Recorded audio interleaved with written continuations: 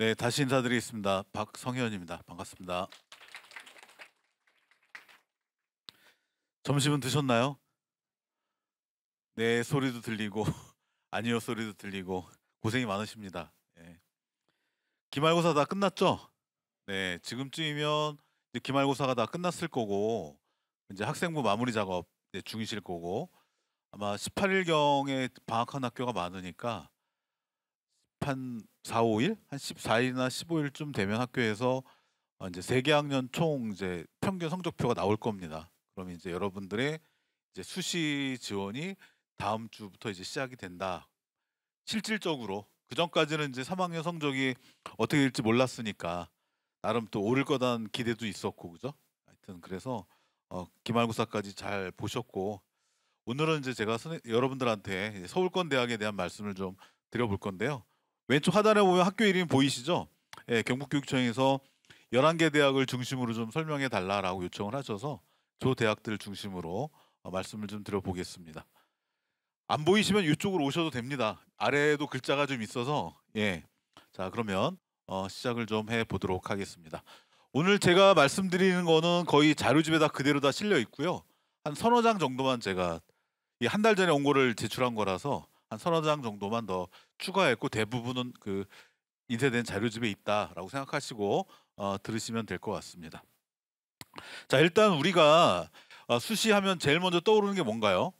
대부분 학생 학부모님들이 어디가를 떠올리시죠. 예, 대입 정보 포털 어디가를 떠올리시고 어디가에 들어가서 관연도 입결을 확인하시잖아요. 근데 솔직히 우리가 작년 거 하나 보기도 바빠 죽겠는데 재작년 거 그 전년 거까지 더 살피기에는 여러 가지 좀 어려움이 있잖아요. 근데 정말 중요한 거는 이 대입이라고 하는 것이 흐름이라는 게 있습니다. 만약에 성적이 입결이 올라갔다 그러면 뭔가 올라갈 만한 요인이 있었을 것이고 입결이 내려갔다 그러면 반대로 또 뭔가 내려갈 만한 요인이 있었을 텐데 그 요인들에 대한 이해가 있어야지 그래야지 작년에 이랬구나 저랬구나에 대한 해석이 가능한 거고 올해도 마찬가지예요. 올해 저 대학이 입결이 오를 요인이 있다면 무엇이 있을까? 반대로 입결이 내려갈 요인이 있다면 무엇이 있을까? 이런 것들을 비교하며 살펴보셔야지 그래야지 입시의 어떤 적중 가능성을 좀 높일 수 있다라는 측면에서 제가 요 얘기부터 한번 시작을 해보겠습니다. 지금 화면에 보여지는 게 2023부터 2025까지입니다. 지금 여러분들은 2026에 해당하시죠, 그죠? 그러니까 내년도에 대학에 들어가니까 우리가 보통 대입 연도는 입학 연도를 기준으로 말씀을 드리거든요. 그러니까 2025에 고3인 친구들이 2026에 이제 대학생이 되니까 여러분들의 대입은 2026이 되는 거고요. 그럼 관연도 3년 동안에 어떤 일이 있는가 좀 말씀 좀 들어볼게요. 2023 대입에서 가장 큰 핵심은 뭐였냐면은 이제 교육부에서 수도권 대학들에게 보통 한 47개 정도 대학이 교과에서의 지역균형 전형을 진행하는데 야, 너네들 전국에 있는 고등학교 재학생들 중심으로 물론 뭐 N생도 포함되겠지만 고등학교 학생들한테 입학 기회를 좀 나눠줘라. 그 대신 전체 모집 정원의 10%를 교과 전형에서 뽑아라. 이게 지역균형 전형이에요. 그러니까 우리가 보통 지역균형 그러면 떠오르는 게 과거에는 서울대 학교별로 2명 지원하는 그 지역균형을 떠올렸는데 교육부에서 수도권 대학에다가 모집 정원의 10%를 교과로 뽑고 그리고 걔네들은 전체 고등학교에 어떤 지원 기회를 좀 나눠주도록 해라. 그게 이제 2023의 이슈였던 거예요. 2023. 그리고 특정 전형으로 특히 종합 같은 경우로 많이 선발하는 대학에다가는 너네 그것만 뽑지 말고 정시에도 40%를 뽑아라. 이게 16개 대학이에요. 이게 2023의 핵심이었던 거예요. 자, 그러니까 2023년도에 어떤 일이 있었냐면은 야, 서울권의 많은 대학들이 교과로 10% 정도를 뽑는데 하니까 교과 전형의 원서가 많이 들어간 거예요. 2023에. 교과 전형으로. 자, 그러니까 어땠겠어요? 경쟁률을 나왔을 거고 입결도 높았겠죠. 그죠?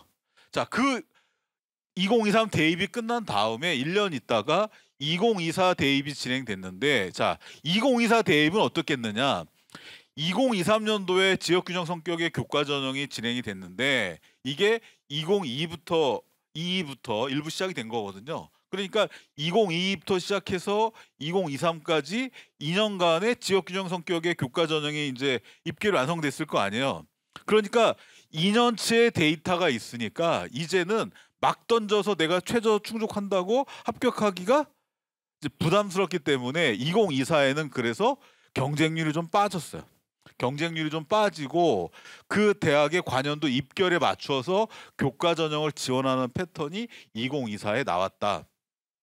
그리고 그동안 N수생 그러면 제가 근무하고 있는 학교가 이제 목동이거든요. 양천구 목동. 그러니까 서울 강남이나 목동이나 이런 흔히 말하는 교육특구라고 불려지는 이런 지역의 N수생들은 보통 논술을 좀 수시에서 논술이고 정시로 넘어가는 게 일반적인 패턴이었죠. 그러니까 N수생들이 과거에는 수시 논술 정시 패턴이었는데 최근 한 3년 동안에 교과와 종합전형으로 원서가 늘어나면서 경쟁률이 좀 나오는 경향이 있는데 그 경향 중에 하나가 바로 자소서가 없어진 거예요.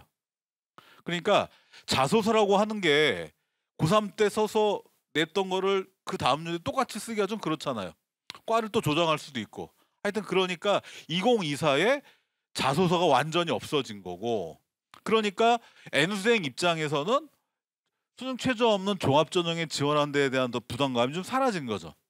그러니까 교과에서는 전년도에 입결에 수렴한 지원이 이루어지면서 경쟁률이 떨어진 거고, 종합에서는 제출되는 서류가 간소화되면서 아이들의 어떤 지원 장벽이 없어진 거고, 거기다가 아마 제 기억이 맞을 수도 있고 아마 맞을 것 같긴 한데 23년도 6월 초에 6월 4일인가요? 6월 초에 교육부에서 수능에서 이제 킬러 문항을 출제하지 않겠다라고 발표를 해요. 다시 말해서 고교 교육과정을 당연히 준수하면서 문제를 출제하는데 뭐 사교육 중심의 기관에서 트레이닝을 많이 하는 학생들한테 유리한 형태의 문항을 출제하지 않겠다라고 교육부가 발표를 하면서, 그러면서 이제 그럼 나도 한번 이런 뭔가 이렇게 반수 심리, 재수 심리, 이게 좀 자극이 됐던 거죠. 그게 이제 2024 대입이었던 거예요. 2024 대입. 자, 그러다가 이제 작년 2025 대입으로 넘어오는데, 작년 대입에서의 가장 큰 전국적인 이슈는 뭐였냐면 뭐 경북도 마찬가지고 서울도 마찬가지고 의대 1497명이었던 거죠, 작년에. 그래서 작년에 수시를 원서를 쓸 때 요맘때죠. 그러니까 작년 요맘때 대부분의 사람들이, 특히 진학을 하는 선생님들이 뭔 얘기를 했었냐면은 올해 서울대를 못 들어가면 못 들어간다. 왜냐면은 의대가 1497명이 늘었다는 얘기는 는 인원의 상당수가 또 지역 인재에 해당되는 비율이거든요. 그러니까 서울대보다도 이제는 지역이 과거와 달리 의학학에 대한 선호도가 많이 올라와 있는 상황인데, 거기에 1497명이 느니까 굳이 뭐 내가 서울대를 가? 그냥 뭐 지역 인재 전형으로 지역 소재 의과대학 혹은 뭐 치과대학이나 뭐 약학대 이런 데를 가자. 이게 작년에 어떤 이슈였던 거죠. 그래서 작년에 의대 정원으로 인해서 뭔가 순차적으로 입결이 좀 내려가지 않을까라는 기대 심리가 작년에 좀 있었던 거고, 거기에 또 하나 이슈는 제 화면에다 무전공이라고 적어놨는데 자유전공, 무전공이 확대되는 거죠, 작년에. 그래서 작년하고 올해하고 묶어서 전체 정원의 한 20% 25% 정도의 인원을 자전으로 뽑으면 이제 교육부가 이제 예산을 좀 그 대학에 지원해 주겠다라는 게 이제 작년에 이제 도입이 된 거죠. 그러다 보니까 무전공학과가 한번 생각을 해보세요. 우리가 원서를 쓸 때 입결을 어떻게 해석을 하죠? 예를 들어 올해 내가 A 대학의 경영학과를 원서를 쓴다. 그러면 작년하고 올해하고 그 경영학과의 모집 규모가 비슷한지 커졌는지 작았는지 비교해야 되잖아요. 자, 그러면 저 무전공, 자유전공이 어떻게 생긴 거예요, 저게? 저게 갑자기 100명, 200명이 뚝 플러스가 된 게 아니고 기존 모집단위 인원을 빼온 거예요, 이렇게. A에서 빼고 B에서 빼고 C에서 빼고 D에서 빼고 더한 거예요. 그럼 어떤 일이 벌어지냐면은 무전공으로 교과를 뽑는다, 무전공을 뭐 종합으로 뽑는다 했을 경우에 기존 모집 단위의 모집 인원이 작아지는 거예요. 그러면 우리가 수험생이 원서를 쓸 때 작년과 올해 원서를 비교할 때 달라진 게 없어야, 인원이 비슷해야 뭔가 그래도 이렇게 비쌀 거라고 추정해 볼 수가 있는데, 작년에 무전공 모집 단위가 확대가 되고 또 신설이 되면서 기존 모집 단위가 작아졌기 때문에 작아진 모집 단위를 아이들이 얼마나 쓸 것인가에 대한 어떤 의문부가 있었던 거죠. 뭐 예를 들어서 세종대 같은 경우는 교과로 한 230여 명 가까운 인원을 뽑았어요. 그러면은 나머지 과는 한 명, 두 명, 한 명, 두 명 이렇게 뽑는 거죠. 하여튼 그래서 작년에는 의대 정원 증원한 게 나머지 상위권에 어떤 영향을 미칠 것인가, 무전공으로 확대한 인원이 기존 모집단 입결에 어떤 영향을 줄 것인가가 최대 이슈였던 거고, 그리고 뭐 경북 지역에서는 논술 전형을 많이 쓰진 않지만 고려대학교가 작년에 논술을 이제 부활을 했던 거예요. 그러면 고려대학교하고 지원풀이 이제 겹칠 만한 서울 상위 소재 상위권의 논술을 하는 대학들은 경쟁률에 영향을 받겠죠, 그죠? 이런 것들이 이제 작년에 입시적인 어떤 이슈였던 거고, 마지막으로 작년에 또 이슈가 됐던 건 뭐냐면은 작년부터 수능 최저학력 기준을 충족할 수 있는 선택 과목들 있죠. 이 선택 과목 지정이 풀리기 시작했어요. 완화. 예를 들어서 수학 미기나 과탐은 꼭 봐야 되는 건지, 아니면 뭐 사탐도 되고 과탐도 되는 건지 학교별로 이게 풀리기 시작한 거예요, 이게 작년에. 그래서 작년 요맘때 사탐론 들어보셨죠? 사탐론이라는 용어. 그러니까 작년은 1학기 때 사탐론이라는 용어가 많이 이제 그 수험생들 사이에서 회자가 됐던 거다. 결국은 뭐냐면 과원으로 해서 성적을 받아서 수능 최저를 충족을 시켜야 되는데, 솔직히 과원으로 등급받기가 N생들이 유입된 정치 상황, 수능 상황에서는 만만치 않으니까 그들 중에 일부가 이제 뭐 사회문화라든지 아니면 뭐 세계지리라든지 이런 과목으로 이제 옮겨갔던 거죠. 그게 이제 작년에 이슈 상황이었던 거죠. 자, 요게 최근 3년 동안의 대입의 흐름이에요. 이해가 되시죠? 무슨 얘기인지. 자, 그러면 올해 대입의 이슈는 뭐냐? 올해 대입의 이슈, 첫 번째 이슈는 황금 대지입니다. 여러분들 뭐 이렇게 학교를 8살에 우리나라 나이 8살에 학교를 들어왔다면 대부분 다 이제 황금 대지시잖아요, 그죠? 그러니까 고3 수험생 인원이 4만 7천 명 정도 인원이 늘었어요. 그럼 여러분들 입장에서 아니 뭐 고3 넣는 게 뭐가 그렇게 중요해, 이렇게 생각할 수 있는데, 고3이 4만 7천여 명이 늘었다라는 거는 두 가지를 생각하셔야 돼요. 첫 번째는 뭘 생각해야 되냐면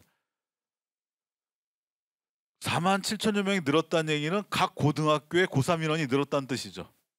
그러면 100명인 학교에서의 1등급 인원하고 125명인 학교의 1등급 인원은 어디가 더 많아요? 125명은 5명이고 100명은 4명이에요. 그러니까 전체 수험생 인원이 늘었다라는 뜻은 내신 성적이 인플레될 가능성이 조금 있다라는 거죠. 물론 뭐 과학적으로 몇 명인지 정확하게 센 건 아니지만 제가 이제 체감적으로 봤을 때는 주변 학교의 상황이라든가 오늘도 여기 와서 이쪽 학교 선생님들 얘기를 들어봤더니 어쨌든 고3 아이들이 작년보다 늘었기 때문에 어쨌든 인원이 늘어서 내신이 그래도 작년보다는 좀 버틸 만한 것 같다라는 게 일반적인 선생님들의 어떤 평가를 하는 거죠. 첫 번째, 내신 등급별 상위 인원이 늘어날 가능성이 있다라는 거고, 두 번째는 고3이 늘어나면은 수능 응시 인원이 늘어나겠죠. 그렇죠. 수능 응시 인원이 늘어나면 당연히 비율에 의해서 등급을 주는 거니까 국어 4%가 수능 인원이 늘어나면 당연히 4% 인원도 늘어나겠죠. 그러니까 수능의 1등급, 2등급, 3등급을 받을 수 있는 인원도 늘어난다는 얘기죠. 그러니까 전체 수능을 보는 수험생 집단 내에서 N수생 비율이 많이 늘어나느냐, 재학생 비율이 많이 늘어나느냐, 이거에 따라서 재학생의 상위 등급 비율이 달라질 수 있는데, 지금의 상황은 재학생의 인원 비율이 늘어나기 때문에 뭐랄까요, 성적이 N수생이 많이 비율상 늘었을 때와는 좀 다르게 나올 수도 있지 않을까? 그럼 결국 이것도 여러분들의 수능 최저 전략을 수립하는데 하나의 조건으로 활용될 수 있다라는 거죠. 무슨 얘기인지 이해하셨죠, 이게? 자, 그리고 올해 두 번째 이슈는 뭐냐면 의대 정원이 재조정됐습니다. 막말로 나의 어떤 이익, 고3으로서의 이익만 생각한다면은 정원이 많을수록 좋은 거잖아요. 그렇죠? 근데 작년보다 1,487명이 줄어들었어요. 그러니까 작년이 1,497명이 늘었어요. 그래서 올해도 좀 증가하려고 했다가 이제 저만큼이 이제 줄어들었기 때문에, 줄어들면 어떤 영향이 있냐면요, 당장 제가 좀 이따도 보여드릴 건데 작년에 의대 정원이 늘었을 때 그 의대 정원은 대부분 다 지역 소재 대학이었죠. 그러니까 서울권 대학은 안 늘었어요. 다시 말하면 지역 소재 의과 대학은 정원이 많이 늘었고 많이 는 거에 비례해서 지역 인재 전형도 인원이 는 거예요. 그래서 의대 같은 경우에 일반 전형은 큰 변화를 보이지 않았는데 지역 인재의 경우에는 끝선이 조금 내려갔다라는 거죠. 그러면 이게 재작년 수준으로 이제 돌아가는 거잖아요. 2024 수준으로. 그렇게 되면 지역 인재의 경우에는 당연히 끝선이 올라갈 가능성이 좀 있지 않겠느냐. 그리고 과거 작년보다는 의학대를 소신 지원하기에는 조금 심리적 부담이 좀 작동되지 않겠느냐라는 거죠. 자, 거기다 올해 세 번째 이슈는 뭐냐면 작년까지는 사탐론이란 말은 들어봤는데 올해 거기다 더해가지고 확통론이라는 말까지 유행하고 있어요. 이 말은 뭐죠? 보통 우리가 자연 성향이다 그러면 대부분 예전에는 그냥 자연이다 그러면 미기, 과탐이 공식이었죠. 인문이다 그러면 확통, 사탐 이게 뭐 보이지 않는 공식이었는데 이제는 그런 어떤 성향의 어떤 벽이 무너지면서 미기를 봤을 경우 특히 미적을 봤을 경우에 수험 부담도 크고 그쵸 공부를 많이 해야 되잖아요. 분량도 많고 난도도 있고 그러다 보니까 거기에서의 경쟁력에 상당히 좀 이렇게 뭐랄까 불안하니까 이 친구들 중에 일부가 이제 확통으로 넘어 들어가서 확통을 보는 현상을 확통런이라고 표현한 거죠. 극단적으로 표현하면은 정시에서 연세대 고려대도 확통 사탐으로 들어갈 수 있는 거죠. 자연을. 왜냐하면 뭐 가산점을 본인이 뭐 수학 예를 들어 뭐 과학에 뭐 3% 가산점이 있다 그랬을 때 가산점을 포기하고 내가 그만큼을 더 받으면 감내하고 들어갈 수 있는 거죠. 하여튼 그래서 올해는 내가 만약에 확통으로 바꿨을 때 혹은 사탐으로 바꿨을 때 등급 상승을 이렇게 낙관할 수 있어서 내 수능 최저를 충족하는데 저게 전략적으로 유효할 것인가 이거에 대한 판단을 해보셔야 된다는 얘기예요. 좀 이따 그 자세한 이야기는 뒤에서 말씀을 드릴 거고. 그럼 네 번째 이슈가 무전공 자전의 확대다. 그러니까 작년에도 자전이 있었고 올해도 자전이 있는데 올해는 어쨌든 전체적으로 봤을 때 상위권 대학의 자전 규모가 커진 건 맞다. 그러면 제가 아까도 말씀드렸듯이 또 하나 말씀을 드린다면은 기존 모집단의 인원은 어쨌든 손을 봤기 때문에 조금씩 빠졌다고 보는 게 일반적이다. 요 네 개가 이제 기본적인 어떤 올해 수시 원서를 쓰실 때 좀 아셔야 될 이슈인 거고 거기에다 플러스해서 여기 앉아 계신 분들은 다 해당이 없겠지만 작년까지는 학교 폭력 조치 사항을 받은 친구들을 대학이 알아서 반영해라 자율 반영이었는데 올해부터는 의무 반영이에요. 그래서 예를 들어 뭐 종합전형의 경우에 정성 평가에서 감점할 수 있다 이런 식의 내용들이 이제 요강에 이제 적힌 거죠. 그러니까 학폭과 관련돼서 조치를 받은 친구의 경우에는 입학에 어느 정도 좀 이렇게 불이익이 예상되는 요게 이제 올해의 수시 상황이다. 자, 제가 지금 입시를 한 3개년도를 들여다봐야 된다는 말씀을 드렸던 거고 올해 입시는 이런 것들이 이슈가 될 거다라는 말씀을 드렸죠. 일단 오늘 제가 작년도 결과를 좀 보여드릴 거고 환경, 대학별 분석, 그래서 원서를 어떻게 쓸 것인가 이 순서대로 말씀을 드릴 텐데 지금 자료집을 보시면은 분량이 좀 많은 편이죠. 예, 그래서 제가 이거를 똑같은 비중으로 다 설명드릴 건 아니고 이렇게 표나 그래프는 좀 참고 삼아 보시라고 넘어갈 건 넘어가면서 말씀을 좀 드려보도록 하겠습니다. 자, 그러면 작년도 수시 결과부터 살펴보도록 하겠습니다. 작년도 수시 결과. 자, 경쟁률입니다. 경쟁률. 자, 일단 작년에 수시 경쟁률이 생각보다 만만치 않았다. 그러니까 생각을 해보세요. 아까 뭐라고 그랬어요, 제가. 의대 늘었다고 그랬죠. 그쵸? 의대 는 것만 해도 거기다가 작년에 의대생들이 대학을 다녔나요? 안 다녔나요? 그쵸? 그럼 그 친구들 다 시험 봤을 거 아니에요. 다 그런 건 아니겠지만, 그쵸? 하여튼 그래서 작년에 교과 전형의 경쟁률이 대체로 상승을 했다. 그리고 그 상승 대학 중에는 뭐 서강대, 시립대, 서울시립대 이런 학교들이 경쟁률이 좀 많이 올라갔다. 종합전형은 그러면 상식적으로 봤을 때 교과 전형과 종합 전형을 쓰는 친구들이 좀 비싼 아이들이잖아요. 내신도 괜찮고 학생부도 괜찮은 친구들이 교과나 종합을 쓰는 거잖아요. 그죠? 근데 교과 전형의 경쟁률이 다 올라가면 그래도 종합은 좀 주춤하거나 내려가지 않을까 이런 기대를 할 수도 있겠는데 실제 종합 전형도 경쟁률이 내려가지는 않았다.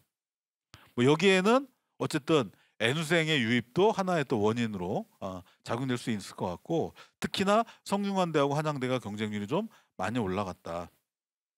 논술 전형. 논술 전형은 뭐 관심 전형일 수도 있고 아닐 수도 있겠지만 어쨌든 서강대와 한양대 경쟁률 하락이 눈에 보였다. 왜 서강대와 한양대가 경쟁률이 조금 내려갔을까요? 이유가 여러 가지 있겠지만 가장 큰 이유는 아까 제가 뭐라 그랬죠? 고려대학이 들어왔다 그랬죠. 고려대학. 그러면 고대를 그러니까 고려대가 논술 6장이 없던 카드인데 고려대가 내가 한 장을 써요. 그럼 고대 한 장 썼으니까 나머지 한 장을 빼야 되잖아요. 그 카드 중에 한 장이 서강대나 한양대가 아니었을까라고 이제 추정하는 거죠. 예, 그리고 맨 마지막 의학학. 예, 의학학 지원 인원이 아주 좀 늘었다. 이렇게. 자, 그래서 요거를 한번 그래프로 한번 표현해 봤습니다. 자, 그랬더니 이게 지금 밑에 학교 이름 보이시죠? 요 대학의 10개 대학의 교과 전형의 경쟁률 변화를 보여드리는 건데 재작년에 9.7, 작년에 7.6, 그다음에 올해 9.9 수준으로 경쟁률이 형성이 됐었다.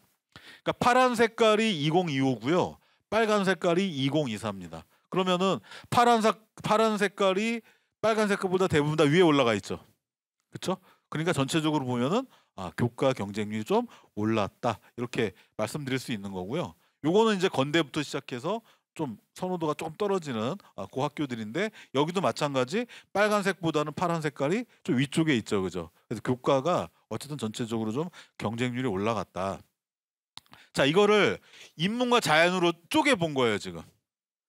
자, 여기서 우리가 어느 대학 경쟁률이 몇 대 1이라고 기억하는 건 큰 의미가 없어요. 큰 의미가 없고 왜 저렇게 변했을까 한번 생각해 봐야 되는데 자, 일단 제일 눈에 띄는 대학이 어디입니까? 지금 보니까 서강대 정말 눈에 띄죠. 서강대하고 한양대도 좀 눈에 많이 띄지 않나요? 그렇죠? 서강대하고 한양대 인문은 경쟁률이 이렇게 뛴 이유가 있어요. 이유가 뭐였냐면 뒤에다 제가 잠깐 정리를 해드릴 건데 서강대의 경우에 전년도 2024의 교과 전형의 경쟁률이 좀 낮았어요. 그러다 보니까 인문 모집 단위가 펑크가 났어요. 1대1 나온 과가 몇 개가 있어요. 1대1 그러니까 놀라시는데 여기서만 1대1이라는 건 뭐냐면은 최초 경쟁률이 1대1이라는 얘기가 아니고요. 한 4대1에서 5대1 요 정도 최초 경쟁률이 나왔는데 그 경쟁률을 아이들이 다 서강대를 붙는 게 아니고 그중에 수능 최저를 못 맞힌 애들은 빠질 거 아니에요. 그리고 수능 최저를 맞힌 애 중에 서강대를 등록하지 않고 위로 올라간 애들이 있을 거예요. 이게 이제 충원율이라고 보통 얘기하잖아요. 그래서 작년에 그러니까 2024 재작년이죠. 그러니까 재작년에 4점대 내신으로 서강대 교과 들어간 애도 있어요. 그러니까 이제 야 2024 서강대 교과 입문 뚫렸대. 그러니까 2025 어떻게 돼요? 나도 한번 하고 이제 그렇게 된 거고. 한양대 보세요. 한양대는 경쟁이 왜 이렇게 많이 올라갔을까요? 한양대의 포인트는 뭐였냐면 그동안 한양대는 최저 없이 갈 수 있는 최고 대학이었던 거예요. 교과 전형에서. 근데 한양대가 3합7을 만들었어요. 최저를. 그러면 당장 우리 아들이 다니는 고등학교에서 뭐 한 예를 들어 내신이 뭐 한 1.55 정도 된다. 그럼 이 친구는 최저가 없는 상황에서는 한양대를 기대해 볼 수 있잖아요. 근데 3합7이 생겼어요. 그럼 어떻게 돼요? 3합7이 무조건 돼야지만 유효카드가 되는 거잖아요. 그러면 내신 좋은 친구들 중에서 3합7이 부담스러운 친구는 원서를 안 쓸 거고 내신이 조금 낮은데 내가 3합7이 확실히 될 것 같아. 그럼 조금 도전적으로 원서를 쓸 수도 있는 거잖아요. 그게 이제 경쟁률 변화에 영향을 준 거고. 자, 이화여대 봐보세요. 물론 남자는 못 갑니다. 이화여대는 어때요? 경쟁률이 별로 변화가 없죠. 그러니까 빨간 색깔을 보면은 경쟁률이 4.56 나오는데 이화여대는 작년이나 재작년에 똑같이 최저가 없던 대학이에요. 예, 그러니까 최저가 없는 이화여대가 경쟁률이 7대1, 8대1, 10대1 나오는 건 이상한 거예요. 예, 그러니까 저기는 여학생들 중에서 내신 상위권 학생들이 합격을 목적으로 쓴 애들이 많았다는 거죠. 그렇게 이해하시면 되는 거죠. 자, 자연입니다. 자연. 자연도 패턴이 비슷하죠. 서강대 올라가고 한양대 올라가고 시립대 올라가고, 그쵸? 시립대 수능 최저 때문에 그런 거예요.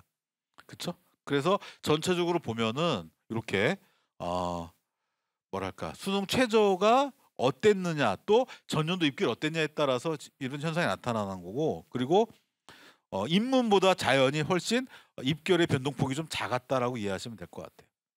여러 가지 이유가 있는데 일단 이런 것도 있는 것 같아요. 고등학교에 제가 근무하는 목동고등학교도 마찬가지고 여기 앉아 계신 학생들 학교도 마찬가지일 것 같은데 1점대 학생들 중에서 인문 성향보다는 자연 성향 학생들이 조금 더 많아요. 옛날처럼 뭐 문과, 이과 이런 어떤 계열 구분이 없는 시대라서 뭐 인문 성향이다, 자연 성향이다라는 표현이 뭐 정확한 표현은 아니지만 여기 계신 분들 이해를 돕기 위해서 인문 성향이다, 자연 성향이다 이렇게 계열 아닌 것을 나눴다고 한다면 어쨌든 학교 현장에는 인문 성향보다는 자연 성향 학생들의 상위권 비율이 좀 더 있다라는 게 일반적인 것 같고, 그 학생들이 쓰는 게 교과 전형이니까 인문보다는 자연 쪽에 풀이 좀 더 이렇게 있었지 않았을까, 입결이 좀 비슷하게 나오지 않았을까 예상하는 거죠. 분석하는 거죠. 자, 종합전형 경쟁률입니다. 이거 종합전형. 종합전형은 한양대 정도만 빼면 그래프가 거의 일치하죠. 한양대가 이제 최저가 생긴 전형이 있어서 그런 거예요. 하여튼 전체적으로 보시면은 종합전형의 경쟁률은 비슷한데 파란 색깔이 빨간색보다 위쪽에 있는 대학이 조금 더 많다, 올랐다 보시면 되는 거고, 아래 대학입니다. 어쨌든 이렇게 보시면 될 것 같고, 이거를 인문과 자연으로 쪼갠 거예요. 인문과 자연으로. 그랬더니 마찬가지 인문을 봤더니 지금 그래프가 거의 비슷하게 흘러가고 있다. 그래서 종합전형은 물론 과별로 들여다보면은 좀 등락은 있겠지만 학교 단위로 이렇게 놓고 봤을 때는 일정한 수준에서 교과는 종합은 경쟁률이 이렇게 나오는데 인문은 조금 내려갔다. 자연은 비슷하거나 조금 올라갔다. 그러니까 교과하고 종합하고 경쟁률의 변화 그래프가 조금 다르죠, 그죠? 자, 논술은 경쟁률이 좀 올라가는 추세다. 자, 논술 얘기는 그 정도 말씀을 드리고, 그다음 우리 학생들이 선호하는 자전은 경쟁률이 어땠을까? 왼쪽이 교과 전형이고요, 오른쪽이 종합 전형입니다. 자, 교과 전형 지금 맨 위에 보면 10.57이라고 써져 있죠. 저게 평균값이에요. 평균값. 예, 평균값. 그래서 전체적으로 보면은 상위권 대학의 자전 경쟁률은 교과는 10.57대 1, 오른쪽 종합은 한 21.8대 1 이렇게 이해하시면 돼요. 그러니까 자전이 생각보다 경쟁률이 만만치 않았다라고 보시면 되는 거예요. 그 여러분들이 지난번에 육모 보셨죠? 육모 보고 그 입시 기관에서 배치표 만들어서 발표한 거 혹시 보셨나요?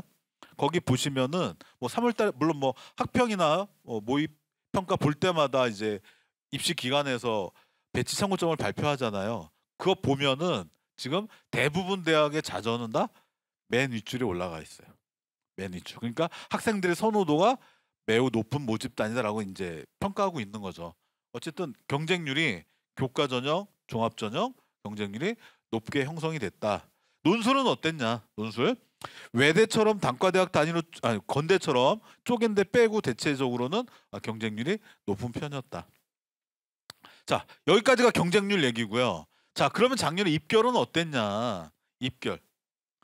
자, 교과 전형 대체로 합격선이 올라갔다.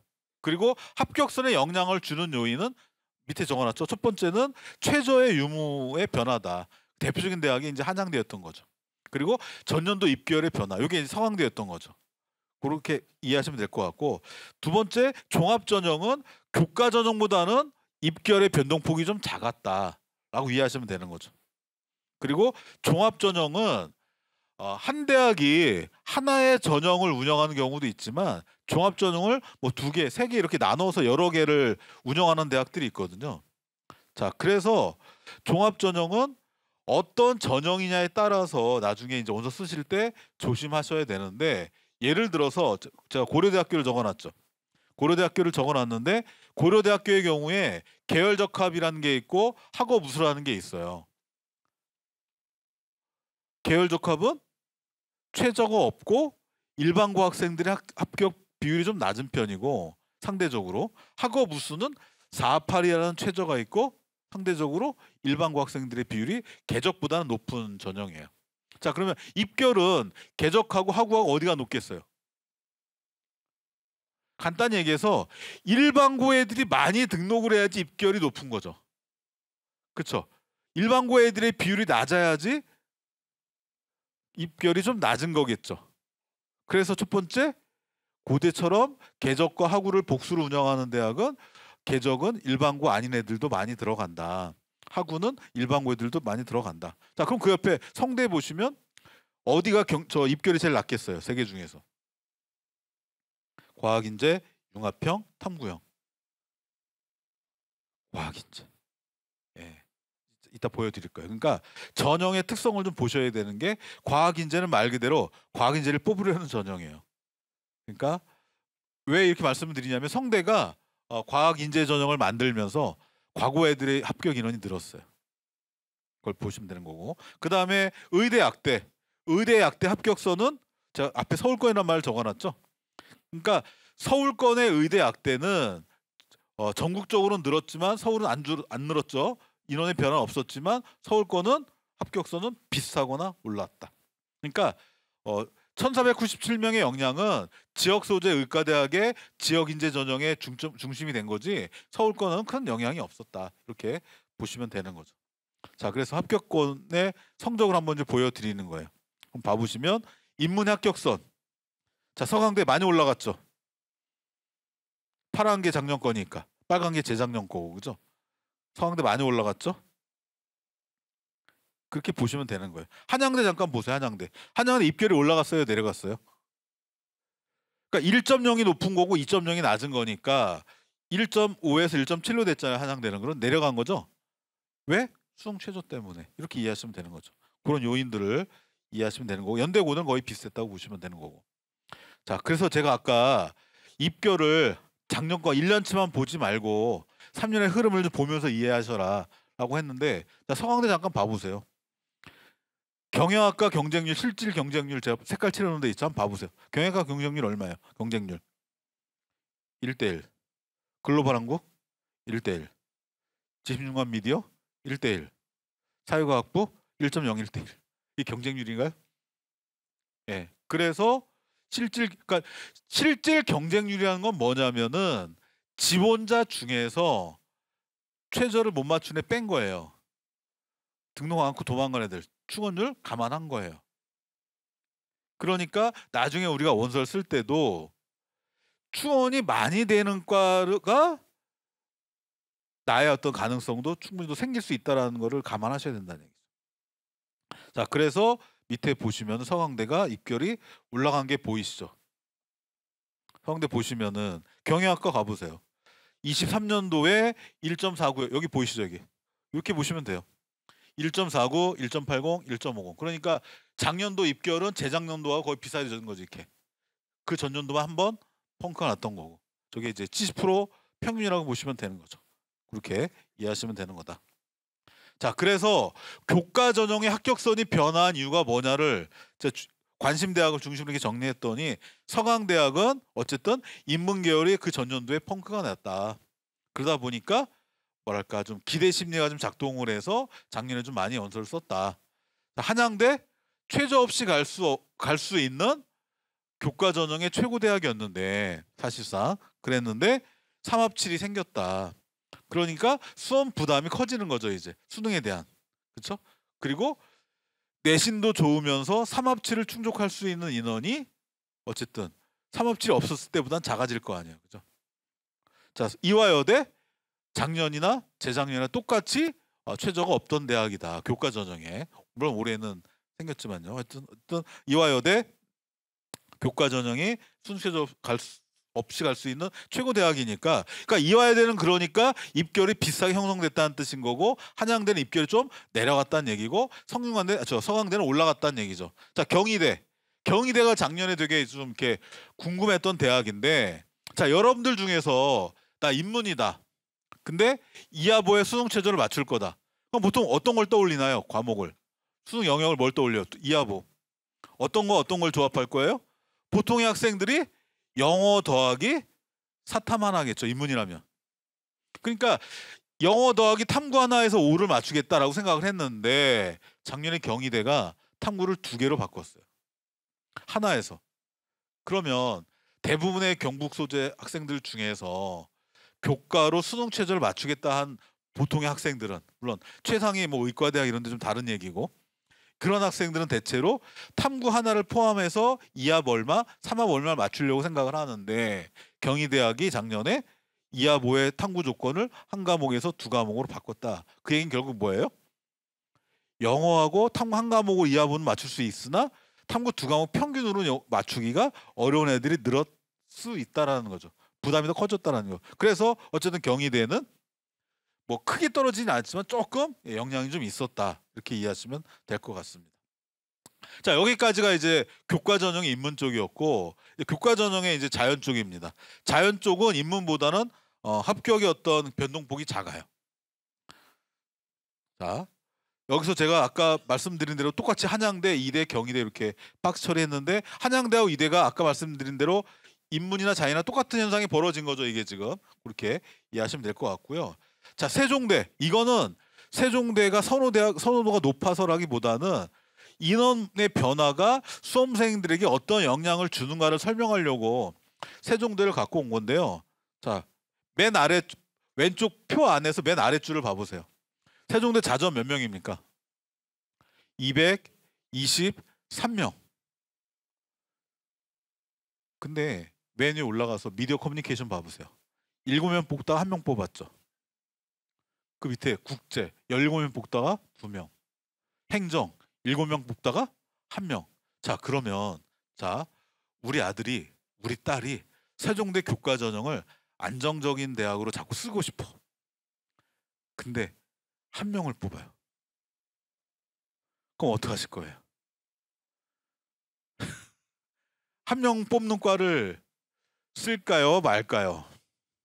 그러니까 모집 규모가 비슷하게 흘러가면 관연도 입결을 좀 고려해서 쓸 텐데, 인원이 급감을 했어요.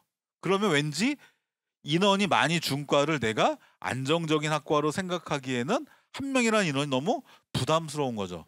그러니까 1명 모집 단위에 안정적으로 쓰려나기보다는 혹시나 하고 좀 약간 그렇게 도전 심리?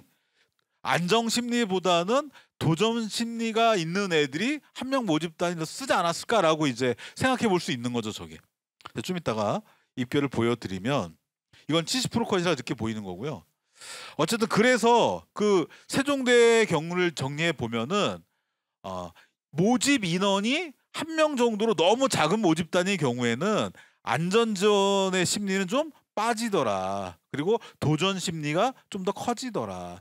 그래서 전체적인 70% 컷은 지금 보여지는 대로 이렇게 올라간 것처럼 보이지만, 자연을 봤더니 일부 모집 단위는 컷이 3등급, 4등급으로 밀린 데도 있더라고요. 자, 그 얘기. 여기 보이시죠? 지금 밀린 데가 어딘지 확인이 되시죠? 정보보호학과 3.78로 합격을 했네요. 지구자원 시스템, 이거 이제 학생들이 쓸 말로 하면 이게 뚫린 거죠. 이게 대박인 거죠, 이제. 그러니까 모집 규모가 작다 보니까 학생들 입장에서는 안전하게 저기를 써서 붙어야겠다라는 학생들보다는 한번 내가 한번 도전해봐 하고 썼던 친구들이 있지 않았을까라고 이제 해석해 볼 수가 있는 거죠. 자, 그래서 세종대에는 모집 자전의 어떤 영향이 교과 전형에 좀 많이 영향을 미쳤다, 이렇게 이해하시면 되는 거고요. 자, 종합 전형의 합격선입니다. 종합 전형. 종합 전형은 교과 전형보다는 상대적으로 좀 이렇게 변동폭이 작다. 자, 그래서 전체적으로 보면은 크게 뭐 이렇게 눈에 띄는 대학은 없죠. 자, 근데 보셔야 될 게 서강대 잠깐 봐보세요. 아니, 우리가 아는 서강대가 3점대로 들어가나요? 자, 그러니까 교과 전형하고 종합 전형하고 입결을 잘 이해하셔야 되는데, 교과 전형은 대부분 일반고 애들이에요.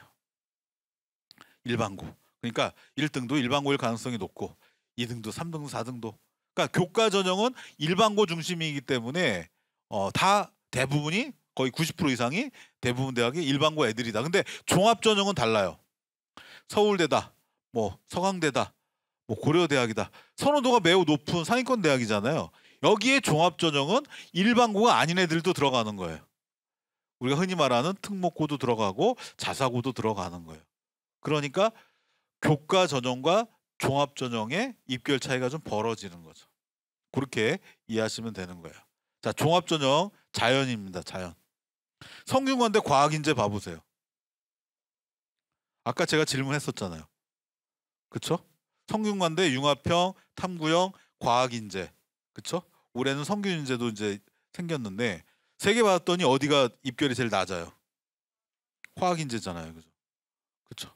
그러니까 우리가 대학에 원서를 쓸 때 그 대학의 단순한 입결, 저 입결 낮으니까 나도 써야지, 이게 아니고 저 전형은 어떤 고교 유형의 합격자가 많이 나오는 건지를 감안해서 원서를 써야 된다는 얘기고, 인문의 경우에는 특목 자사 친구들, 특히 특목 외고죠. 그러니까 외고. 인문의 외고 국제고 친구들은 어문 계열을 많이 지원을 하고, 과거 영재고 친구들은 뭐 순수과학 쪽 이쪽도 많이 지원을 한다. 그리고 전형이 이렇게 따로 떨어져 있으면 그쪽으로 많이 쏠리는 경향이 있다. 그렇게 이해하시면 되는 거죠. 그래서 제가 나중에 이제 여러분들이 원서를 쓰실 때 오른쪽에 끄트머리를 보시면 전형별로 합격선의 차이가 크다라는 거죠. 교과 전형은 1점대에서 70% 컷이 형성이 되잖아요. 1점대 중후반, 그렇죠? 그러나 과학인재는 어때요? 종합은 또 탐구형 또 다르죠, 그죠? 자, 그래서 과학인재는 일반고 친구들보다는 일반고가 아닌 과고 친구들이 좀 더 선호하는 전형이다. 이렇게 이해하시면 되는 거죠. 그리고 연세대도 제가 지금 활동 우수형, 연대의 대표적인 이제 종합 전형이죠. 여기 보면은 일반고 친구가 한 67%고 나머지 30% 조금 넘는 친구들이 일반고가 아닌 고등학교 유형의 친구들이라는 거죠. 그래서 자료를 보실 때 종합 전형의 경우에 50% 컷과 70% 컷이 동시에 제공되는 경우가 있어요. 그러면 50% 컷은 그래도 뭐랄까 일반고 중심의 해석을 하셔도 되는데, 70% 컷은 조금 보수적으로 보셔서 일반고 아닌 아이들도 대거 들어갈 수 있는 성적이다라고 이해하셔야 되는 거예요. 그렇게 보시면 되는 거죠. 자, 그다음 자전. 자전의 교과 전형입니다. 이게 자전의 교과 전형의 컷, 빨간 게 70% 컷, 파란 게 50% 컷. 그러니까 자전은 보니까 50% 컷하고 70% 컷이 거의 붙어 있죠. 그러니까 되게 상위권 학생들이 촘촘하게 연서 지원이 이루어졌다. 뭐 이렇게 말씀드릴 수 있는 거죠. 자, 그리고 의예과. 제가 오늘 서울권 대학 중심으로 말씀드리는 거니까 서울에 있는 대학의 종합 전형의 의대 합격선 한번 봐보세요. 파란 게 작년 거고 빨간 게 재작년 거거든요. 거의 보시면은 물론 뭐 0.0이 떨어졌다고 떨어진 거냐 0.0이 올랐다고 오른 거냐 이렇게 말씀드리기는 너무 어려울 정도로 극상위권들 얘기니까. 그쵸? 서울대 지금 보세요. 이게 성적입니까? 1.03.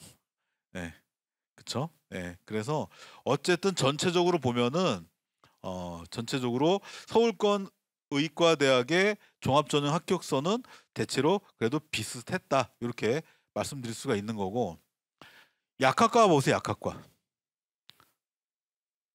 약학과. 덕성여대는 뭐죠?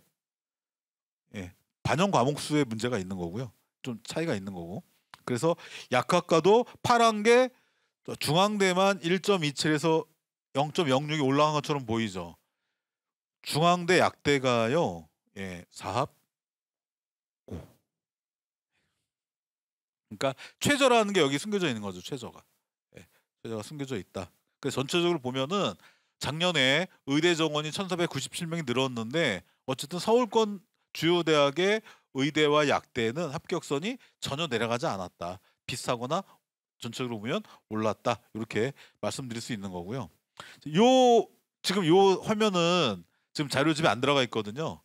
요걸 한번 봐보세요. 이게 좀 재밌는 자료인데, 자 일단 서울시 교육청이 이제 제작한 자료입니다. 이거 5월 말인가요? 5월달 그쯤이었던 것 같은데 서울시 교육청이 이제 발표한 자료인데, 자 지금 인문 성향의 1점대 아이들이 어디를 지원해서 어디를 붙었는지를 좀 이렇게 통계 처리한 거예요. 자 보시면 여기는 색깔이 없고 여긴 색깔이 있죠, 그죠? 색깔이 있는 데가 교과 전형이에요. 지금 색깔이 있는 게 교과 전형. 그리고 서울대 직윤만 파란 색깔로 써놓은 거예요. 자 그러면 딱 보니까 눈에 시각적으로 어떤 느낌이 드세요? 아, 인문 성향의 1점대 애들은 주로 교과 전형을 쓰고 교과 전형에서 붙는구나, 이렇게 인식이 되죠. 딱 그쵸? 그리고 1점대 후반으로 내려가니까 종합 전형이 그래도 좀 보이는구나. 합격도 그렇죠. 뭐 성대 탐구형, 서울대 일반, 연대 활동 우수, 그죠? 이렇게 보이시죠, 그죠? 그래서 일단 인문의 1점대하고 자연의 1점대하고 지원 패턴이 달라요. 다른데 어쨌든 인문의 1점대 친구들은 교과 전형으로 잡아놓고 가는 경우가 좀 많이 있다라는 거죠. 교과로. 자, 인문의 2점대 친구들이 쓰는 거예요, 이게 지금. 인문의 2점대. 자 일단 아까 1점대보다는 색깔 들어가 있는 게 좀 많이 줄어들었죠. 아까 색깔이 뭐라 그랬죠? 교과 전형이라고 그랬죠. 그러니까 2점대 친구들은 교과는 좀 빠지고 지원을 대부분 2.0에서 2.25 보니까 교과 하나도 없네요, 지원이. 그쵸? 그러니까 2점대로 넘어가면은 종합 전형으로 상위권 대학을 쓰고, 합격은 어디서 해요? 합격은 교과가 더 많죠. 예. 자 그리고 여기서 하나 눈여겨봐야 될 게, 자 고려대학교 봐보세요. 빨간 색깔. 아니 2.25, 2.5에서 2.75 구간 아이들도 고대 종합전형을 썼네요. 그러니까 우리가 상식적으로 생각했을 때 조금 쓰기 좀 적절한 성적으로 보기엔 조금 낮은 성적 아닌가요? 근데도 쟤네들이 썼어요. 그러면 저 전형에 2점대 인문 아이들이 쓴 이유가 있을 거 아니에요. 그 이유가 뭘까요? 학생부가 아주 우수한가요? 물론 학생부가 우수할 수도 있죠. 근데 플러스로 거기에 어떤 요인이 숨어 있냐면 4.8이 숨어 있는 거죠. 4.8 수능 최저. 그러니까 수능 최저가 내가 4.8이야. 그러면 혹시라는 기대 심리로 상향 지원할 수가 있는 거죠. 예, 그래서 인문 성향의 1점대는 교과 전형에서 지원이 대부분 이루어지고 교과 전형 대부분 합격을 한다. 2점대로 넘어가는 순간 종합 전형 지원이 좀 많이 늘어나고 대신 합격은 어떻게 한다? 교과 전형 위주로 한다. 그리고 고대 종합 전형 4.8 학업 우수 전형은 생각보다 지원자가 내신이 좀 내려가는 것까지 있는데 그거는 결국 4.8을 활용한 소신 전략이었을 것이다. 근데 합격은 고대가 없죠, 여기에. 2점대 후반으로 내려가면 합격에는 고대가 안 보이죠. 그렇죠? 그러니까 사실상 2점대 중후반 넘어가서는 고대 합격하기가 쉽진 않다. 뭐 이렇게 이해하시면 되는 거죠. 그래서 밑에 뭐라고 적었냐면 종합전형 위주의 소신 지원을 하고 합격은 주로 교과 전형을 했다. 그리고 종합의 경우에 고대와 건대에 대한 선호도가 좀 높은 편이었다. 자, 이게 인문이에요, 인문. 여기까지가 인문. 자연 볼까요? 자연 1점대. 자, 자연 1점대의 특징은 뭔가요? 아까 인문 1점대는 대부분 다 교과였잖아요. 그러니까 인문에 비하면 교과가 좀 많이 빠져 있죠. 그쵸? 자, 일단 자연을 보니까 일단 인문보다는 교과 전형의 지원이 조금 줄어들었고, 특히 1.0에서 1.25의 전교 한 1, 2등권 정도 학생들의 성적을 보면은 예, 지금 거의 뭐랄까요, 경희대 직윤 정도를 빼고는 몇 개 대학에서 다 끝나버렸네요. 그죠? 예, 끝났죠. 그죠? 약간 놀라운 건 경희대 직윤이 들어가 있는 거죠. 아마 저기는 좀 이제 뭐랄까 좀 잡고 들어간 친구들이 쓰지 않았을까, 안정적으로 쓴 친구들이 아니었을까라고 추정해 볼 수 있는 거고요. 자 그리고 여기도 보니까 고대 제가 빨간색으로 했거든요. 고대에 대한 지원은 1등급 중후반에, 특히 후반에 많이 합격도 많이 나오네요, 고대가. 그렇죠? 자 그래서 밑에 보시면 인문계열보다는 종합전형 지원 및 합격 경향성이 좀 더 있다. 인문보다는 종합에 대한 경향성. 그리고 교과 전형의 합격선은 어쨌든 높다. 이렇게 보시면 되는 거고. 자연의 2점대 친구들입니다. 자, 자연의 2점대. 교과가 더 적죠. 적어지는 게 당연한 거죠. 그죠? 예. 당연한 거고. 근데 빨간 색깔이 더 많이 눈에 띄죠. 예. 4-8 전략 활용. 그리고 여기 보니까 2점대 후반만 되면 2.5에서 2.75 보세요. 합격한 대학의 이름을 보세요. 그러니까 지원했을 때 지원한 대학의 그 우리가 흔히 말하는 학교 이름하고 합격한 대학의 이름하고 비교해 보면 좀 보이시죠, 격차가. 예.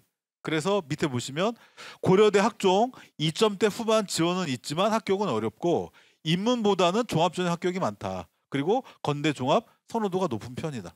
그러니까 건대가 인문도 그렇고 자연도 그렇고 조금 선호도가 되게 높은 편 같아요. 그리고 건대는 또 최저는 또 없잖아요. 그죠? 종합이. 그리고 빨간색. 그리고 여기서 또 하나 눈여겨보셔야 될 거는 서울대가 보이시나요? 안 보이시나요? 서울대가. 서울대가 거의 안 보이고 2점대 초반에서만 좀 지원이 있네요. 그죠? 예, 그렇게. 물론 여기 보시면 2점대 후반에도 있긴 있어요. 2점대 후반에도 있긴 있는데 예, 합격까지 연결하기엔 좀 어려움이 좀 있었다. 이렇게 보시면 되는 거고. 자, 이렇게 보시면 이제 대충 1점대, 2점대 친구들이 원서를 어떻게 썼는지 이제 그림이 좀 보여지시죠. 그죠? 자, 그리고 여기다가 이제 작년 입결에서 하나 살펴보셔야 될 거는 N수생들이에요. N수생들이 밑에 보시면 그러니까 서울에서 수능 성적이 좋은 어떤 학생들이 이제 우리가 흔히 말하는 이제 강남 목동권에 좀 있는 편이잖아요. 수능으로 놓고 본다면. 그래서 원래 N수 그러면 저게 원래 공식이었어요. 수시는 논술 쓰고 정시 준비하는 거. 이게 원래 N수의 어떤 공식이었는데 이게 최근에 이렇게 변해갔다. 그래서 이제 교과 종합으로 다시 다시 원서를 쓰는 친구들도 최근에 많이 늘어나고 있는 추세다. 뭐 이렇게 이해하시면 될 것 같아요. 그 정도로. 예. 자, 그리고 실제 경희대 사례를 봤더니 종합전형, 논술전형, N수의 비율이 좀 뭐 많이 는 건 아니지만 조금 늘었고요. 그리고 성균관대를 봤더니 맨 왼쪽에 그래프 보세요. 2023, 2024, 2025 점점 N수생의 지원 인원이 늘어나고 있죠. 예. 자, 그렇게 이해하시면 될 것 같아요. 그리고 이화여대도 남자는 갈 수 없는 대학이지만 이화여대도 교과 전형은 한 10%대, 종합 전형은 한 16.7%대가 N수생이었다. 그러니까 우리가 그동안 정시는 N수생이 강세고 수시는 재학생이 강세다. 이렇게 말씀을 많이 하셨는데 근데 이제 N수생들이 야금 이제 교과 종합에도 들어오고 있다. 이렇게 이해하시면 될 것 같아요. 자, 여기까지가 이제 작년 입결이었고요. 자, 그럼 올해 대입 환경 여기는 조금 빠른 속도로 제가 말씀을 좀 드려보겠습니다. 자, 수험생 황금대지라고 말씀을 드렸죠. 황금대지. 자, 그래서 올해 고3 많이 늘었다. 그래서 많이 늘었다라는 거는 아까 제가 서두에 말씀드렸듯이 두 가지를 생각하셔야 되는데 첫 번째는 맨 아래줄에 나와 있죠. 내신 상위권이 좀 인원이 증가한 것으로 이제 추정이 된다라고 보시면 되는 거고. 자, 두 번째는 이게 육모 결과거든요. 육모 결과인데 모평 응시인원도 늘었겠죠. 그죠? 그럼 당연히 뭐가 느는 거예요? 등급별 인원도 느는 거예요. 그러니까 수험생 인원이 많아졌다고 해가지고 내가 무조건 불리한 건 아니란 얘기예요. 만약에 내가 100명이었을 때는 2등급을 못 받는데 125명일 땐 내가 2등급을 받을 수도 있는 거죠. 내신에서. 그런 식으로. 그리고 지금 말씀드린 대로 수능도 전체 파이가 커지면 그 등급별 인원도 비례해서 비율로 가는 거니까 인원이 늘어날 수도 있다. 근데 이게 N생이 더 많이 느는 것과 재학생이 많이 느는 것을 비교해 보면 N생이 많이 늘었을 때보다는 재학생이 많이 늘었을 때 여러분들한테 수능 최저의 충족의 기회가 더 커질 수 있을 거라는 거죠. 그렇게 이해하시면 되는 거고. 자, 의대 정원 조정한 거. 의대 정원. 요거는 이제 오후에 의대 강좌가 또 따로 있거든요. 그래서 많이는 말씀 안 드릴 거고 간단히 말씀을 드리면 의대 정원은 오른쪽 하단에 보시면 전체 의과대학 중에서 26개 의대가 지역 소재 대학이고 그 대학들이 전체 모집 정원의 한 50%, 59% 정도를 지역 인재로 뽑고 있다. 그리고 올해는 지금 맨 위에 뭐라고 적어놨죠? 3,123이라고 적었죠. 그러니까 이게 재작년이 3,113이잖아요. 그러니까 작년 입결을 보지 마시고 재작년 의대 입결을 좀 감안하실 필요가 있다. 이렇게 이해하시면 되는 거예요. 그렇게 이해하시면 되는 거고, 그리고 어쨌든 이게 2024 정도 수준으로 인원이 줄어들었으니까 분명한 건 지역 인재는 작년보다 훨씬 더 어려워질 가능성이 있다. 이렇게 이해하시면 되는 거고, 제가 이제 경북권의 경상도권에 있는 의과대학의 이 합불 자료를 갖고 와봤거든요. 오른쪽 게 재작년이고 왼쪽 게 작년인데 이렇게 하면 비교가 되나요? 지금 제가 2점대 넘어가는 친구들만 박스 처리한 거거든요. 그랬더니 오른쪽을 보시면은 경북대 종합 일반 학생 여기만 2점대 넘어간 친구들이 조금 있죠. 그리고 없죠. 왼쪽 가시면 여러 대학이 좀 보이긴 보이죠. 그러니까 지역 의과대학 정원이 늘어난 게 지역 인재 합격선 끝선에 좀 영향을 준 것 같긴 해요. 그 정도로 말씀드릴 것 같아요. 이거는 이제 참고하시라고 말씀을 드리고, 의대 얘기는 이 정도만 말씀을 드리고 넘어가겠습니다. 의대 어쨌든 이게 5,058명일 때 오른쪽 표 2016 이게 3,123명으로 줄어들었기 때문에 어쨌든 올해 최상위권은 좀 경쟁이 좀 심화될 것 같다라는 게 일반적인 예측입니다. 자, 다음에 이제 사탐론하고 확통론 말씀을 좀 드려볼게요. 여기서의 포인트는 내가 수능 최저 충족할 때 확통으로 바꿨을 때 사탐으로 바꿨을 때 등급이 올라갈 것이냐를 한번 추정해 보라는 의도도 좀 있는 거예요. 자, 그래서 일단 수시에 지정이 돼 있는 데를 보시라는 거죠. 지금 서울권에 오늘 제가 말씀드린 대학 중에는 서울대 연대밖에 없네요. 그죠? 수능 최저에 지정 과목이 들어가 있는 데가. 고대는 없죠. 여기 이름이. 수시에. 그러니까 고대는 수학 선택이 뭐냐, 탐구 선택이 뭐냐가 수시에서는 제한이 없다는 얘기죠. 그렇죠? 그리고 정시로 갔더니 연대 고대 다 없죠. 연대 고대 없잖아요. 지정된 게. 그렇죠? 그러니까 학생들이 굳이 내가 어려운 미적해야 돼? 라는 생각을 했던 거죠. 자, 그리고 고3만 봤던 5월 학평 가지고서 한번 봤더니 6.6%가 확통으로 더 늘어났어요. 미기가 6.6% 줄어들고 5월 학평에서. 그리고 6월 모평으로 갔더니 6월 모평은 더 심해요. 8.1%가 확통으로 더 쏠렸어요. 8.1%가. 그럼 이걸 어떻게 해석을 해야 될까요? 자연성의 학생들이 줄어든 건가요? 근데 제가 이제 선생님들 만나보면은 여전히 학교에는 자연성의 아이들이 더 많아요. 근데 8.1%가 확통 인원이 좀 더 비율적으로 늘었다라고 보는 거는 물론 뭐 임성의 아이가 늘 가능성이 없는 건 아니지만 어쨌든 수험 부담, 이제 공부 부담 그런 거로 인한 등급 부담 때문에 확통을 옮겨간 게 아닐까라는 거고요. 제가 이 슬라이드엔 담지 않았는데 수능에서의 성적을 산출하는 그 공식에 의하면 선택자의 평균 성적이 되게 중요하거든요. 무슨 얘기냐면 미적하고 확통하고 원점수 기준으로 등급 컷을 비교해 보면은 미적 쪽이 한 6, 7점 이상 높아요. 아니 낮아요. 거꾸로. 그러니까 예를 들어서 내가 미적에서 확통으로 옮겼다. 그러면 최소한 6, 7점은 기본적으로 점수가 올라야지. 그래야지 같은 등급 나오는 거예요. 물론 뭐 이게 선택에서 더 많이 맞았냐, 뭐 공통에서 많이 맞았냐 여러 가지 또 세부적인 조건을 따지면 다를 수 있겠으나 실제로는 그렇다는 거예요. 추정에 의하면. 자, 그러면 탐구를 바꿨을 때는 내 성적이 어떻겠느냐. 지금 작년 육모하고 올해 육모하고 비교했더니 사탐은 다 늘었어요. 이렇게. 다 플러스죠.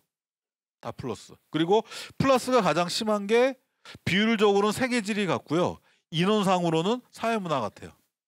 그러니까 G1을 공부했던 친구들이 그래도 좀 세계지리 쪽으로 넘어간 친구들이 좀 있는 것 같아요. 이렇게 지학 뭐 이렇게 약간 공통적인 부분 좀 있다라는 어떤 맥락에서, 그리고 사회문화 쪽은 작년도 그렇고 올해도 그렇고 전통적으로. 근데 문제는 뭐냐면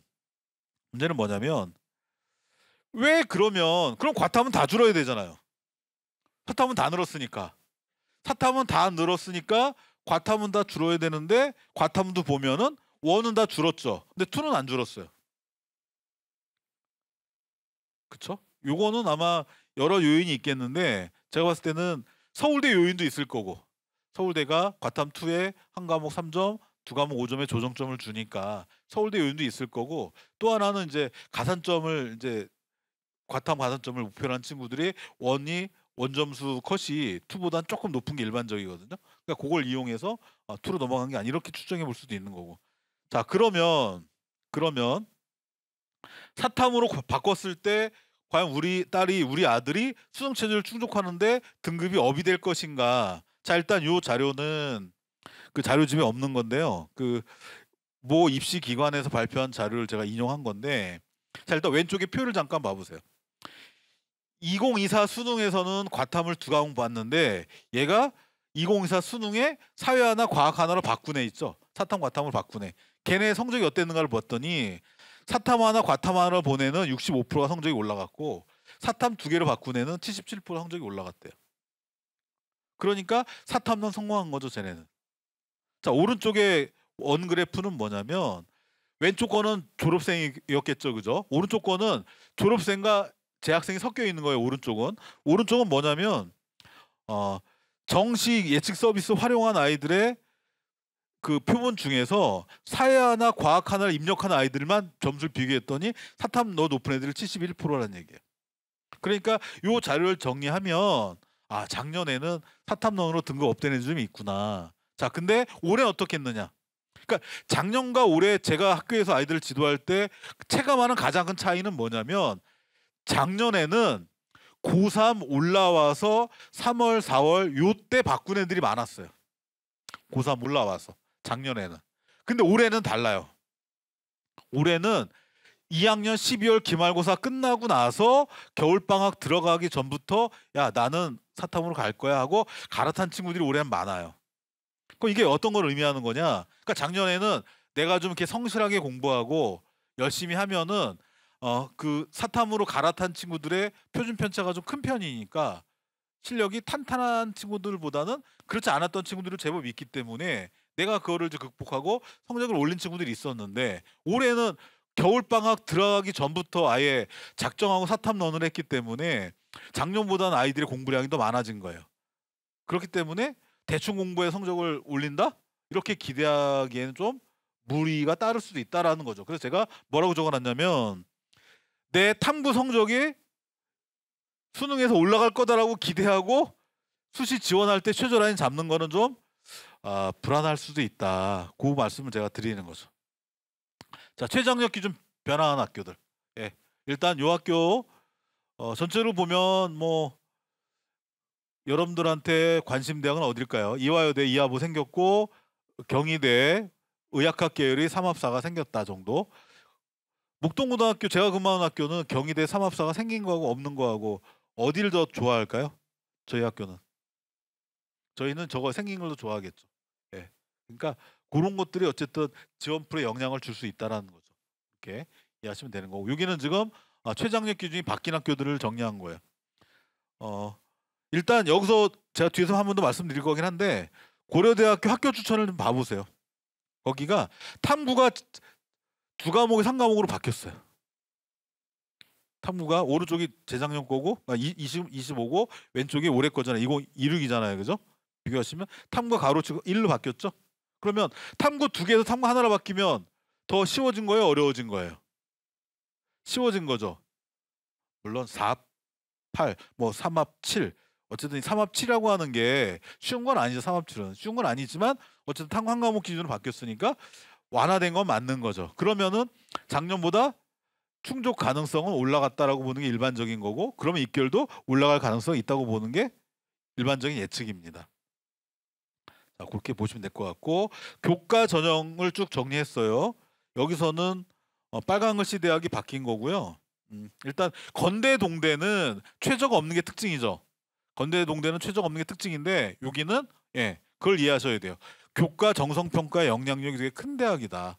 그래서 모집 단위와 관련해서 교과 이수 수준 어떤 과목을 예를 들어 뭐 물리학과를 관련 학생이 뭐 수학과를 관련 학생이 관련 교과를 얼마나 이수했는지 이런 것들도 의미 있게 해석한다는 측면을 좀 고려하셔야 돼요. 자, 요건 이 정도만 말씀을 드리고 넘어가겠습니다. 최저 조건도 종합도 바뀌었다. 논술도 최저가 이렇게 있다. 이건 자료용으로 이렇게 보시면 될 것 같고요. 자, 그러면 교과 수시에서의 최저가 어떤 영향력을 발휘하느냐. 제가 지금 성균관대학교 교육학과하고 수학교육과만 예를 들어 설명드리고 넘어갈게요. 자, 일단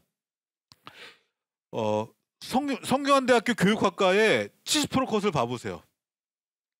50% 컷은 1.8이고 70% 컷이 1.97이죠. 그러니까 통상적으로 성균관대 교과 전형에 합격해야 된다 그러면은 1등급 중후반대예요. 후반대도 떨어진 경우도 많아요 또. 그러니까 보통 1등급 중반에서 후반 사이가 돼야지 성균관대학 교과 전형에 합격할 수가 있는 건데 100% 컷을 봐보세요. 수학교육은 2.4. 쟤는 땡 잡은 거죠. 누군지 모르겠으나 교육학과는 2.37. 그러니까 수능 최저가 걸려 있고 충원율이 있었기 때문에 끝선에 영향을 좀 받은 학과죠, 이과가. 물론 우리가 원서를 쓰기 전에 올해 어느 과가 이런 과가 나올 거냐 예측하기는 어렵지만 어쨌든 교과 전형은 충원율이 높기 때문에 이런 과가 한두 개 과는 나올 가능성도 있다. 결국 수능 최저를 충족했을 때 그 학생에게 이런 기회가 올 수 있다는 뜻이니까 우리가 원서를 쓸 때 최저 충족 가능성이 없다고 한다면 그건 유효 카드가 안 된다 이렇게 이해하시면 되는 거예요. 이것도 자료 보시고 자 자전 얘기하고 이제 대학으로 넘어가 볼게요. 자전. 자 자전은 일단 우리가 자전을 쓸 때 자전 쓰는 이유가 뭐죠? 일단 모집 인원 때문에 쓰는 경우도 있을 거고 두 번째는 내가 가고 싶은 과를 가기 위한 어떤 경유지로 생각하기 위해서 이제 자전을 쓰는 경우가 있는데 오늘은 제가 이거 이제 모집 현황인데 요것만 말씀드려볼게요. 대학들이 자전을 종합전형에서 어떻게 뽑느냐. 제가 지금 건대, 경희대, 동국대 세 개 대학이 어떻게 뽑는지를 좀 이렇게 한 면에다가 재구성한 거거든요. 일단 여기서 기억하셔야 될 거는 학생들 중에 그런 친구가 있어요. 나는 A를 가야 할지 B를 가야 할지 잘 몰라. 잘 모르겠어. 나는 어디로 특정한 과에 대한 선호도 없고 특별히 잘하는 것도 이렇게 없으니까 난 자전 갈래. 이런 친구는 절대 자전에서 안 뽑아줍니다. 그러니까 기본적으로 이 친구가 어딜 갈 줄 모르잖아요. 그러니까 학업 역량은 전제가 돼야 돼. 학업 역량은. 그리고 또 하나 뭐죠? 자전으로 뽑은 학생들은 주로 선호도가 높은 학과로 갈 가능성이 높죠. 그게 대부분 인기학과고 그 과가 인문보다 자연이 좀 더 많죠. 그럼 여기서 말하는 학업 역량이 어딘지 추정이 되죠. 그러니까 수학도 잘해야 된다는 얘기예요. 수학도. 그리고 거기에 플러스로 자기 주도 역량이 뛰어나야 돼요. 자기 주도 역량이.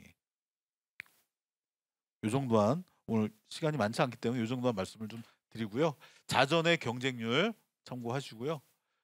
결국은 자전의 어떤 선호도가 되게 높다라는 걸 말씀을 드리는 거예요.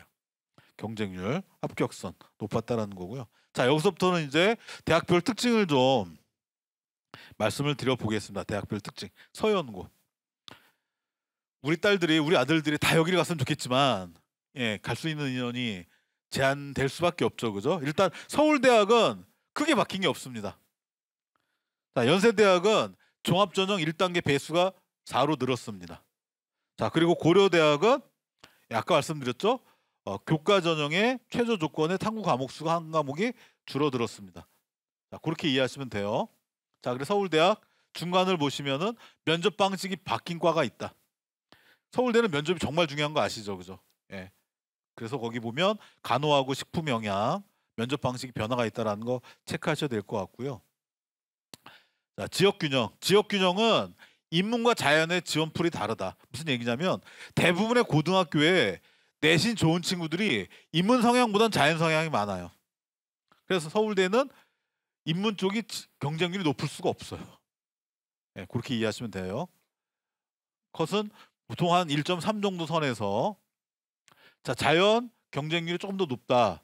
그리고 자연도 한 1.3 정도 선에서 70% 컷이 형성이 된다. 그래서 서울대학교는 1.3 정도에서 지역 균형은 좀 이렇게 선이 만들어졌고, 일반 전형은 경쟁률이 좀 더 높아진다. 당연한 거죠, 이거는. 인원 제한이 없으니까, 그죠? 이렇게 이해하시면 될 것 같고, 예, 자연도 보시면은, 예, 경쟁률이 어쨌든 점차적으로 올라가는 추세다. 그러니까 예전에는 좀 내신이 좋은 학생들만 썼는데, 최근에는 뭐 이렇게 2점대 초반, 2점대 중반, 2점대 후반 좀 이렇게 도전하는 학생들의 내신권이 조금 더 벌어진 거는 맞는 것 같아요. 도전하는 경향이. 자, 연세대 크게 달라진 건 없으나 중간에 보시면은 종합 활동 우수형 국제형 배수가 3에서 4로 늘어났다. 그러니까 1단계에 들어갈 수 있느냐 없느냐가 정말 중요한 대학이라는 거죠. 그 정도로 말씀을 드리고, 맨 위에 교과 추천형 종합활동 우수형 중복이 안 된다, 지원할 때. 자, 고려대 올해 메인 포인트는 교과 전형의 최저 충족의 탐구 과목 수가 한 과목이 줄어들었다. 2개 기준에 3개 기준으로. 그러면 평균적으로는 충족 가능성이 올라갔기 때문에 입계로 올라갈 여지가 충분히 있다라고 보는 게 일반적이고, 그쵸? 근데 이제 문제는 이제 일반고에 얼마나 저 고대의 교과 전형을 지원할 수 있는 일반 풀이 있느냐, 그건 좀 다른 차원의 문제인데, 어쨌든 대체로는 어쨌든 수능 최저 충족률은 올라갈 걸로 예상하는 게 일반적이다, 이렇게 보시면 될 것 같아요. 자, 서강대, 성균관대, 한양대, 중앙대. 서강대 거의 변한 게 없습니다, 올해. 거의 변한 게 없고, 성균관대 전형이 성균인재 빨간색 보이시죠? 면접을 보는 성균인재 전형이 들어왔다. 그리고 한양대, 우리가 보통 종합전형의 면접이다 그러면 학생부 확인 면접이잖아요, 이 수준의 대학들은. 근데 공과대학하고 인터칼리지 자전은 재시문 면접을 한다. 면접 방식 되게 중요한 거예요. 그리고 중앙대 면접 배수 늘렸다.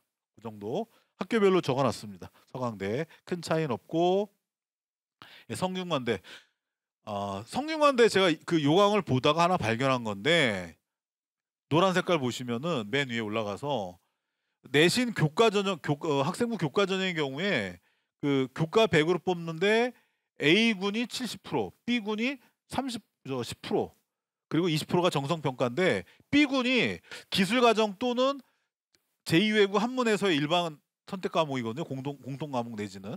근데 여기 지금 뭐가 빠져 있는 거죠? 과목 선택 중에서는 공통 과목, 일반 선택 과목, 또 뭐가 빠져? 하나가 진로 선택 과목이 없죠. 근데 이제 인문 쪽은 대체로 기술 과정이나 제2외국 한문 중 한 과목을 이수한 친구들이 대부분 있죠, 인문 쪽은. 근데 자연 쪽은 없는 친구들도 있거든요. 그래서 요거는 한번 지원 시 점검을 해보셔야 될 것 같아요. 저 이수가 없는 친구들의 경우에는 그 얘기를 제가 이렇게 적어놓은 겁니다. 참고하시고, 한양대 논술 최저가 생겼다, 3합칠. 물론 작년에도 1분 있었지만, 그리고 공과대학하고 자전은 재시문 면접을 실시한다. 자, 중앙대 1단계 종합전형 탐구형 인재 배수를 늘렸다. 결국은 뭐 저런 학교들의 특징은 1단계만 통과하면 되게 가서의 어떤 면접을 통해서 해볼 수 있는 게 있기 때문에, 1단계 학교별로 이제 그 누적되어 있는 학교 데이터 있잖아요, 고등학교별로. 그런 것도 활용하셔서 지원 여부를 좀 신중하게 보셔야 될 것 같고, 요 대학들은 큰 변화는 없고, 경희대가 의학학 계열의 종합전형 네오 르네상스 전형에서 최저가 생겼다. 예, 그리고 서울시립대 교과 3합8로 완화가 됐다 정도 말씀을 드릴 수 있을 것 같아요. 그리고 그 얘기를 이제 적어 드린 거고, 3합4. 그리고 서울시립대 3합7에서 3합8로 교과가 완화가 됐다. 그러니까 교과가 완화됐다는 얘기는 윗대학하고의 중복 합격 가능성도 커졌다는 얘기겠죠. 이렇게 보시면 될 것 같고, 왜냐면 저기를 안정권으로 쓰는 친구들이 생길 수 있으니까 그 정도 보시면 될 것 같고요. 건대는 논술의 유형의 변화가 좀 있다. 근데 여러분들 중에 논술 전이 많지 않기 때문에 참고 정도만 하시면 될 것 같습니다. 자, 동국대는 모집 단위의 변화가 좀 큽니다. 모집 단위의 변화. 자, 이제 거의 이제 마무리할 수 있는 얘기를 좀 드려볼게요. 자, 수시 원서 어떻게 쓸 것인가. 지금 대부분의 학생들은 수시 원서 쓸 때 이것부터 떠올리죠. 아, 내 내신이 얼마고 그 대학 입결은 어느 정도니까 내 대학은 여기서부터 시작하는 거고, 이렇게 생각하잖아요, 그죠? 지금 3명의 학생이 있어요. 내신이 다 비슷해요. 근데 우리가 간과하는 건 뭐냐면 이 학생들의 정시 경쟁력이에요. 다시 말하면 수능이 어느 정도 나올 걸로 기대할 수 있느냐.